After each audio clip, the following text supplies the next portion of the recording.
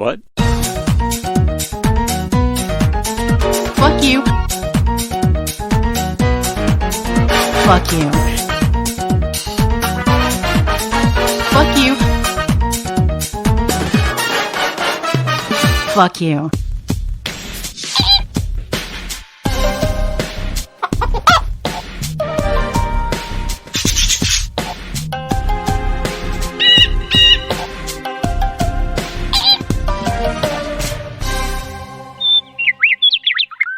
This is Winging It. It is the somewhat whimsical, certainly worrying, decidedly wonky, seldom weighty, endlessly well-intentioned, and wildly witty show about music where one knows what's coming and the other, well, doesn't.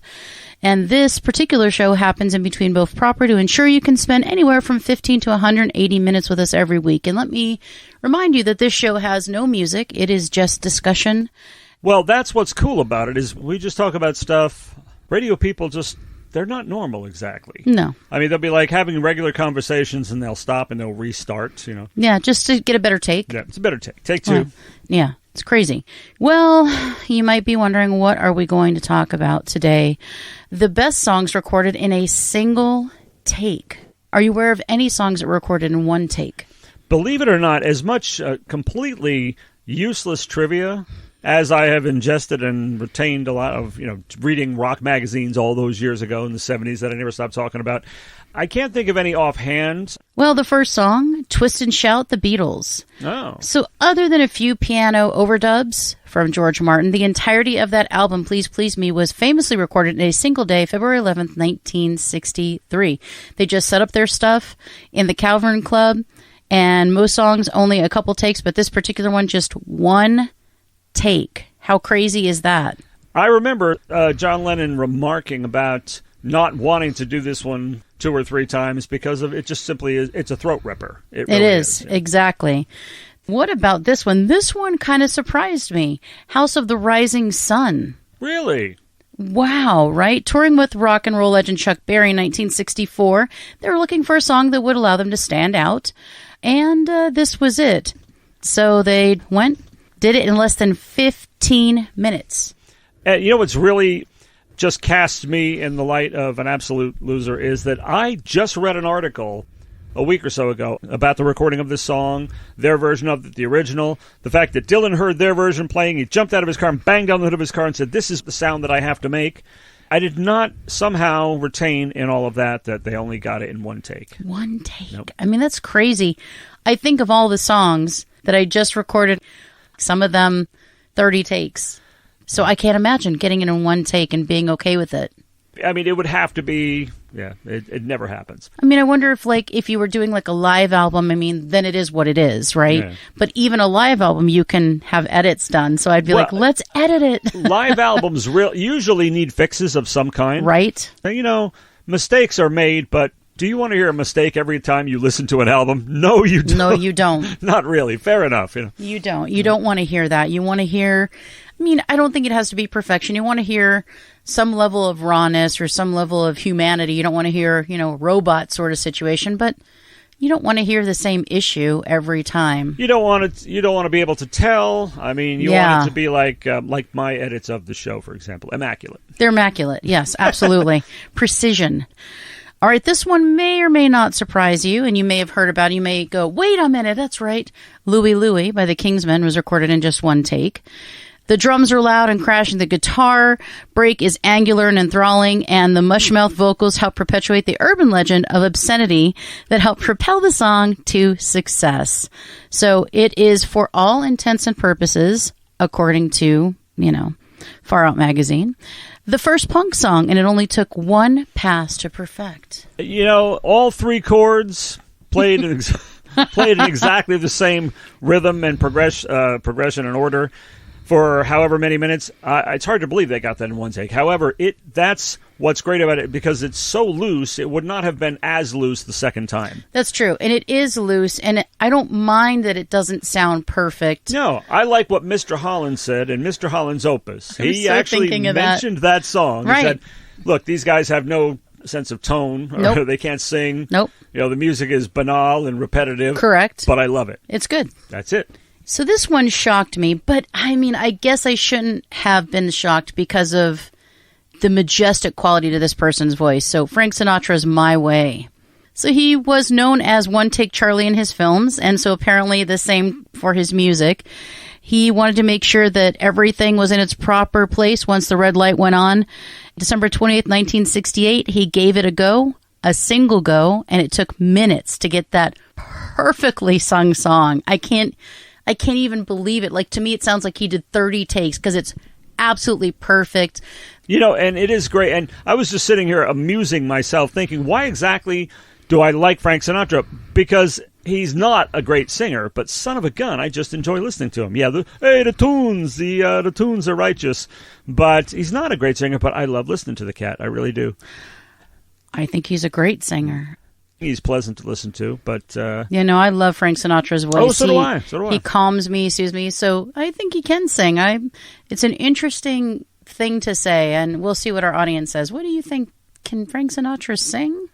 So this one's interesting, though I will say for some reason, when I saw this, I went, well, yeah, I get that. I totally hear that. James Brown, Papa's Got a Brand New Bag. Can you not go, oh, yeah, James Brown doing that in one take? I get it. Yeah. Oh, yeah. Because there's that, you've got to capture that energy, and there is kind of a spontaneity in his music. You know what I mean? And I feel like it is captured. There's nothing about it that would benefit from being repeated 2 or 3 times. It just came out so right, and it needed to be that spontaneous. And I agree. I think that's part of his magic. One take, I can't even believe it. It, like you said, could not be replicated with multiple takes. There is no way. Just one and done, the way he liked it. Well, I think if he were doing a concert, he wouldn't say, let's do it again. It'll sound better the second time. Right. And now, we're talking prescience here. You called him, and that's his nickname, of course, besides Godfather of Soul, the hardest working man in showbiz. Read the letters that are on this escape mental patient note right here. HWWISB. Hardest working woman in showbiz. I wrote that down about a half an hour ago to call you because little does the audience know you performed live today on stage in Ascent, and you're doing 3 radio shows tonight. That makes you, at least for today, the hardest working woman in showbiz. Oh, well, that is very sweet. Thank you. Yes, indeed. Sweet and prescient. And prescient. Wow, that is. Seriously, get out of my head. What the hell? Yes, indeed. We did perform, and it was a great show, though really fucking hot. Really hot. The Doll Hut, they do have air conditioning now in there, though it's on the stage, 2 air conditioners, thank goodness. Still hot. I mean, it's just a hot-ass day, but yes, today was quite a day. So what about, I just can't believe this, but I Feel Love, Donna Summer, done in one take. I'm going to go on record and say I don't have a problem with that. I can easily believe that. I can't believe that. I mean, it's just done so well. It's not Schubert's Trout Quintet, okay? It's not, no.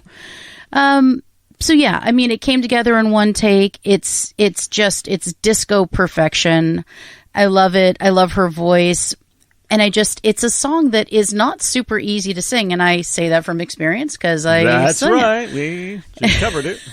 It's not easy to sing. I mean, she's just magic. So, again, as a singer, as somebody who labors over their vocals, I just find it fascinating that they can do it in one take. I don't get it.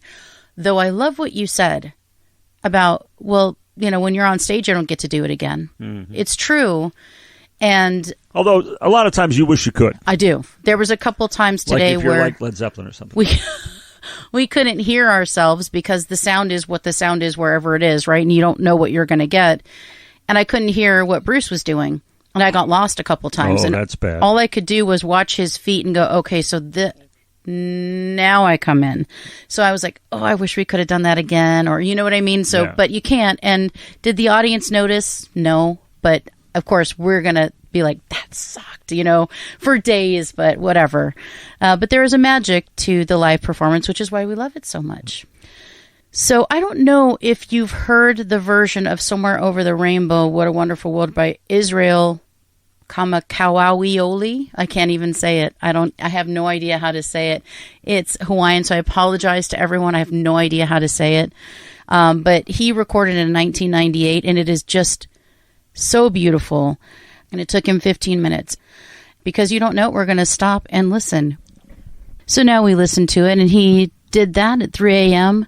and just a lovely little sweet version, just uke and a voice, nice little segue. The segue is immaculate between the two songs, turning them into a two-song medley, and you recognize how well they mesh. I mean, it was really brilliant. He's a surgeon. Yeah, seriously, amazing. All right, so what about Losing My Religion, done in one take? Well, it is really kind of flawless. I mean, it doesn't sound like anything was done wrong the first time at all. Because it's just, they couldn't have wanted to sound any better. And thankfully, the clothespin did not come off Michael Stipe's nose. So. Well, I like it. I think he's got a rawness to his voice that I think really helps. Again, not like a brilliant singer. I mean, but it works for REM, just like Ringo works for Beatles. Not brilliant, but he works. Absolutely. So it's not an easy song to sing, but he got all the gut churning emotions out on the very first try, and everything just sounds great. I can't imagine, like you said, that song sounding any better. So one take is all they needed. So those are the songs that I wanted to cover that were done in a single take. I think that's pretty amazing. I mean, so think of the song that was the hardest for you to record. Can you think of that song? Whether it's on your anthology, which he just released. Oh, yeah, absolutely. Or on Tell Me a Story. Which one was the hardest? Probably Non Lives and No Heart on Tell Me a Story, because it's got like 30 tracks. That'll do it. Yeah. 30 tracks is a lot. And can you imagine, even with knowing and having everything set up and having your vocalist, having everything done, doing it in one take? It's different when you're working remotely like that, but none of the parts I recorded were one takes. There's no way. Very I mean, seldom, and do you think the singer had one take? Probably not, especially since it's somebody else's song. I do one takes on my vocals because they're just not going to get any better. Aren't they demos mostly for, I mean, on Tell Me a Story, they were demos. I use my own stuff, Professor P-Soop stuff. Usually only one take on the vocals because they're just not going to get any better, so... I'm trying to think of the song that was the hardest for me to record. Regrets. I've had a few. Sorry. I don't remember. There's a lot of songs that were really hard for me that I had difficult parts on, and I had to do it. I will tell you, The Inside was hard for me. That's a hard song for me to do. What was hard? I don't know. Gosh, so many songs that are hard for me because I wanted them to sound a certain way. And there's a weird phenomenon that happens with me. I think I sound a certain way when I'm singing a song, and then I hear the playback, and I'm like, what the hell was that? What kind of crooner shit was that? I want rock shit. What the hell's that? So then I have to go dial it up a little bit, and I got to make it a little more raw, and I got to make it, and I'm just like, that sounded just too sweet. I don't know what the hell. So sometimes there's a disconnect between what I thought I sounded like when I sang it and then what I actually did, and so I have to go back and do it again. So that's weird. That's a strange, like, cognitive dissonance moment I have. Because you can hear in here, but not here. In here. In here, yeah. Right. Thank you. There is a distinction. Yeah. So I heard it in here. That's the problem. But not in here. So once I hear it in here, you then I'm recognize like, it was totally wrong in there. Here. Yes, yeah. Exactly. And you have to be in the room to understand what we were saying, and it's an inside joke, but just go with it, folks. So that is another interesting topic, I think. Best songs, some of the best songs anyway, recorded in a single take. Now that's not to say that songs that take that require multiple takes aren't great, but wow, some of these classics that are just done in one take just floor me and make me question if I have any talent at all. So anyway, hopefully you enjoyed that, David. I enjoyed it immensely. I thought it was very interesting to see that sometimes one and done is good. You can do that. I don't have that, but some people can. So if you have no further remarks, sir, I guess there's just one thing for you to say. And that would be, let's fly this coop.